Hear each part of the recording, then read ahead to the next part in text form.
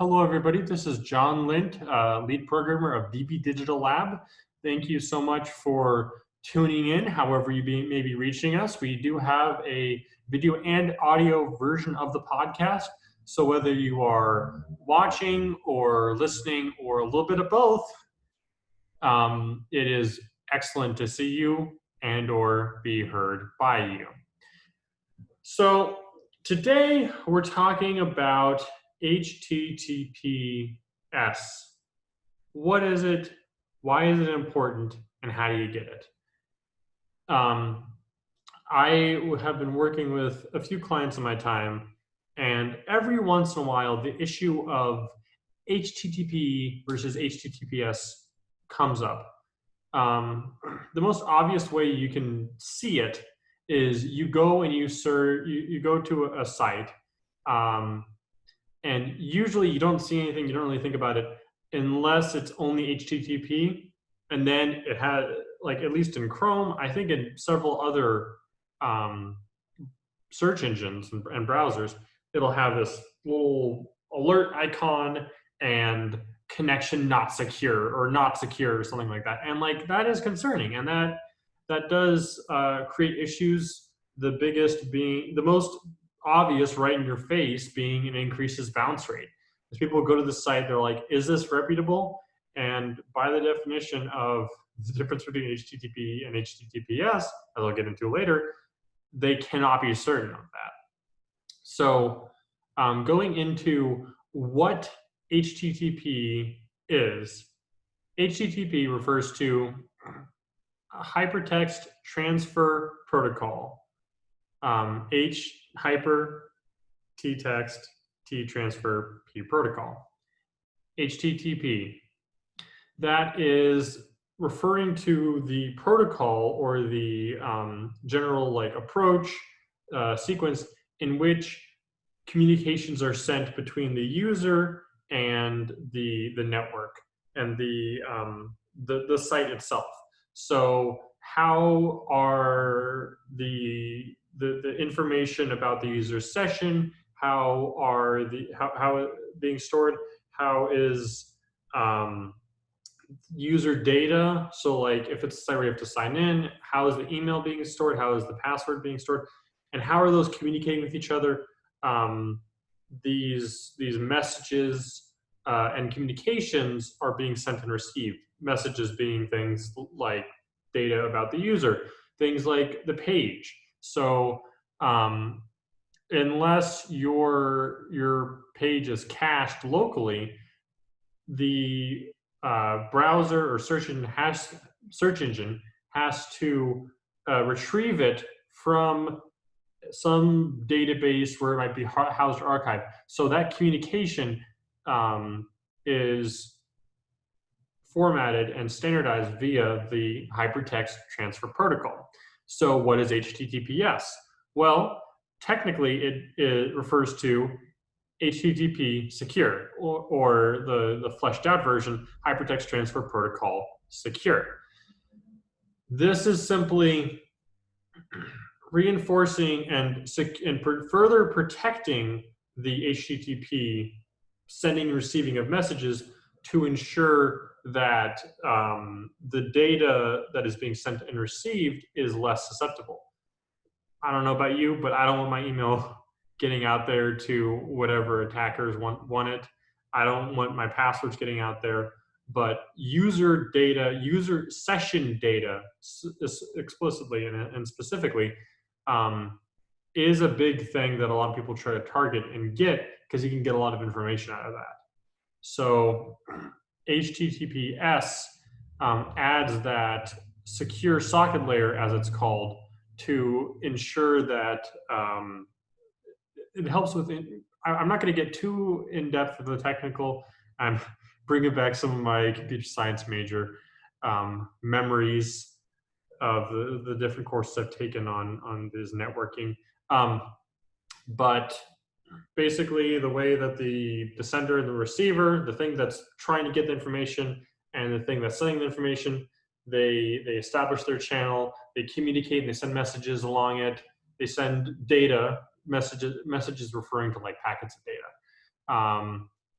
And this is done in a more secure manner using HTTPS protocol. Except I'm saying hypertext transfer protocol, secure protocol. It's the HTTPS, I guess, because it has protocol. Anywho, basically it has improved encryption. So that's all well and good, but the average site owner isn't a web developer. I mean, I'm a web designer, but I'm not a web developer. So like, I know a little bit about that stuff, but most people don't have the training and the experience and the expertise to like make this themselves, and they shouldn't. This is not a good use of your time. If you're a business owner, if you're doing pretty much anything except being a web developer, even then you should be focused on getting new clients. But this is not something that you should be like directly focusing on if you own a website. If you're the website owner, if you're a web developer, that's another matter. But what's great about the modern day age of web is web hosts will help you through a lot of this process. It's just going to take some specific things from you. And I'll cover that later. But right now, I want to talk about the big SEO-y, web design-y things that are extremely important to consider with HTTP versus HTTPS. Because, you know, security of the data, that's fine, it's all well and good, but like, how does this actually affect your site on a day-to-day, on a ground level, on how many people are coming in? I mentioned bounce rate, so I'm gonna kind of go in a little bit more in that subject. HTTPS, and we're back. I'm sure that felt like almost, I mean, no time at all, but for me that was a little bit. Okay, getting back into it. HTTPS affects everything in terms of how well and both website search engines can find you, but also how willing they are to refer to you, or like essentially, you know, lead users to you. They are going to be less inclined if you are just HTTP, because, I mean, Google, Yelp, Ask Jeeves, you know, Yahoo, Bing, not Yelp. I don't know why I said that. They want to keep their users safe. I mean, they don't want people to come to and search something on Google or wherever and to get a virus. So they do what they can to, yeah, like I said, keep their users secure. One of those things is giving preferential treatment to HTTPS sites and domains. So this means that your site authority, your domain authority is going to be damaged if you just have HTTP. Your page rank, obviously, because search engines are going to favor you a lot less. Your spam scores, well, geez Louise, I'm just all over the place today. Excuse me.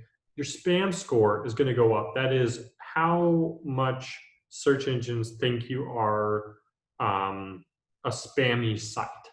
So you want it to be as low as possible, like ideally less than 1%. But this can bring you up significantly. Do what you can to, I mean, in general, keep that low. This is a big thing.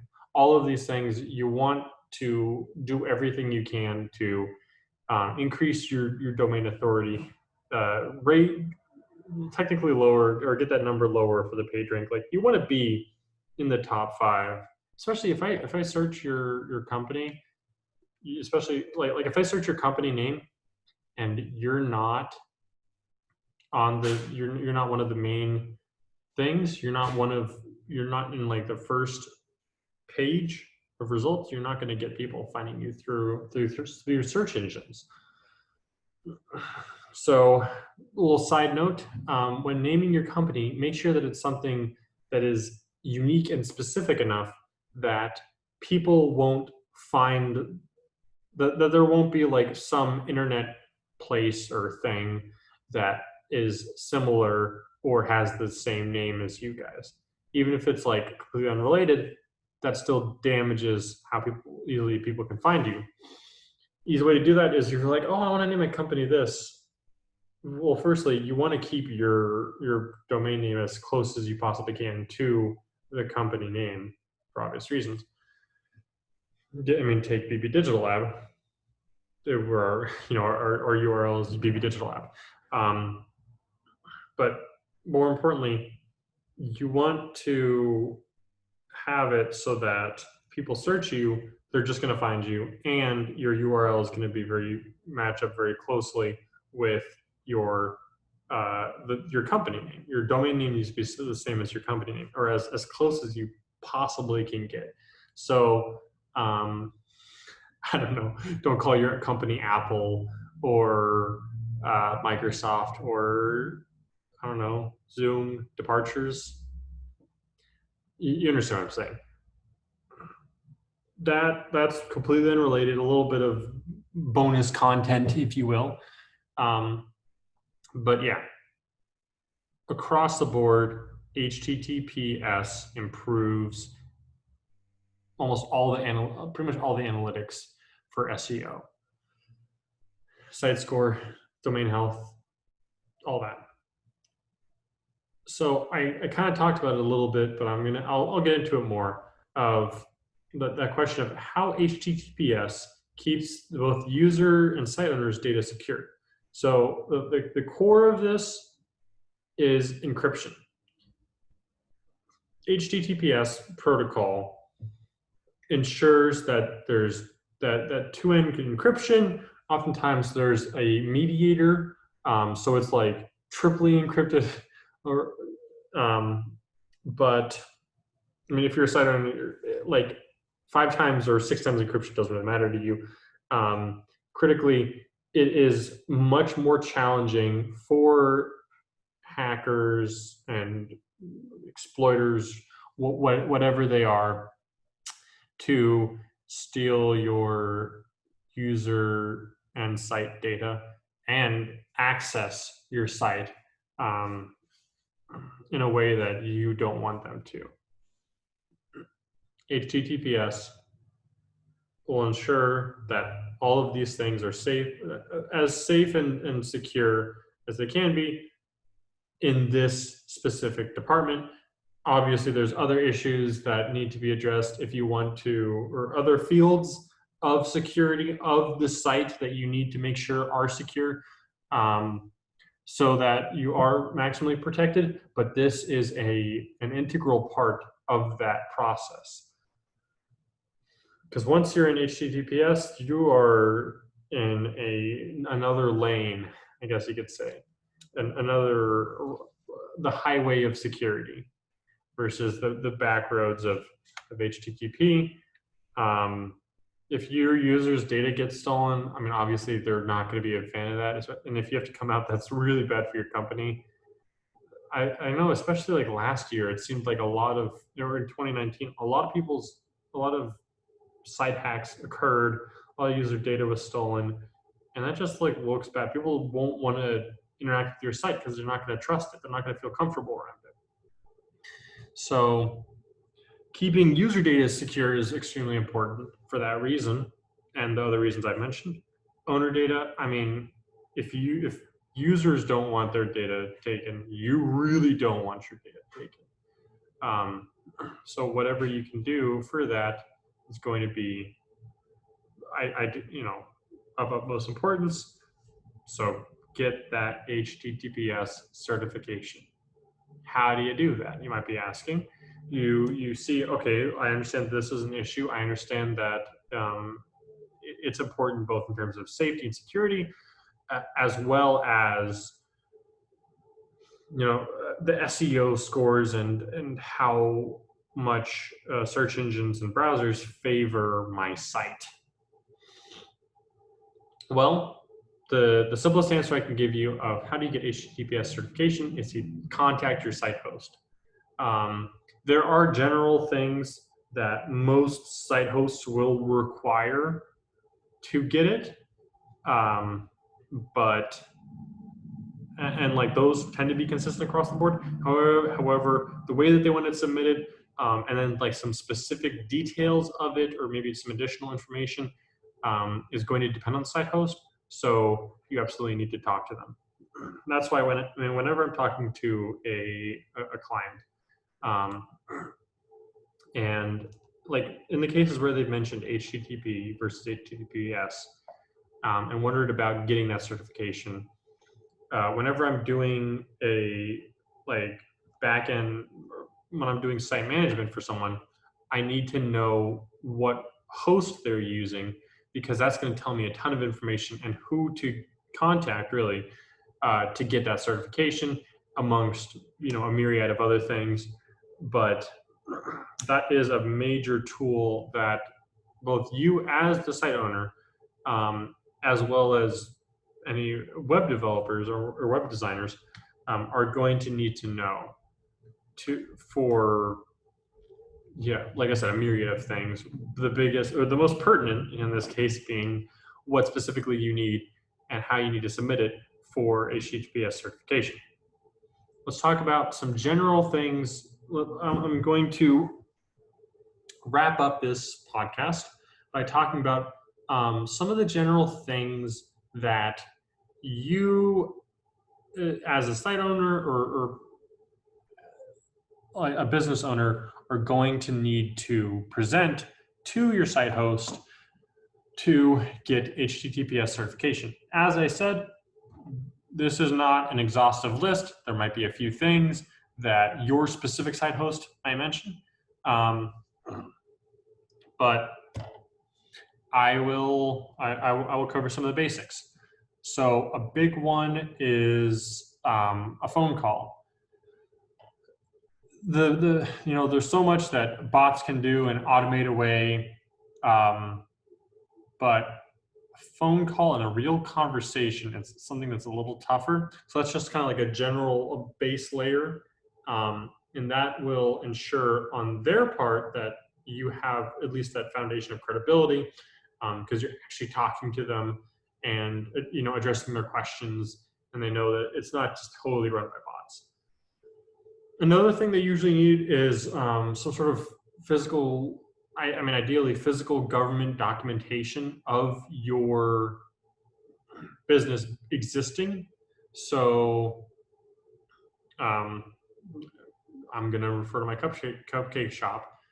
If I filed to say, hey, I want to open this business to the state, and I filled out the paperwork and I did all that, and they gave me the stuff of like, okay, you are registered as a business under this name, and you're let's say a sole proprietorship or I don't know, a C corp, S corp, whatever it may be.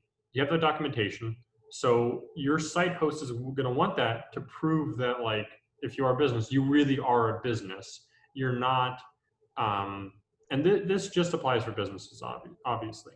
But like they're going to want to know, like, okay, this is a real business. This isn't just some made up business, because you can do all this stuff, but establishing a business that is what you say it is on the site is a different matter. Additionally, they're going to want some sort of evidence that the business that you referenced and you have the documentation for is the same business that owns the domain, the domain name, but the domain in general, that you are asking for HTTPS certification for. Because if those two aren't tied together, well, then that's kind of suspicious, because you might have just like stolen or borrowed or faked some government certification, or maybe are just even like doing it using an actual legitimate business as a workaround to get that certification, when you haven't proved that you are a safe user, when you haven't proven that you are who you say you are. All of this stuff really can be boiled down to your site host wants to know who you are, who you say you are.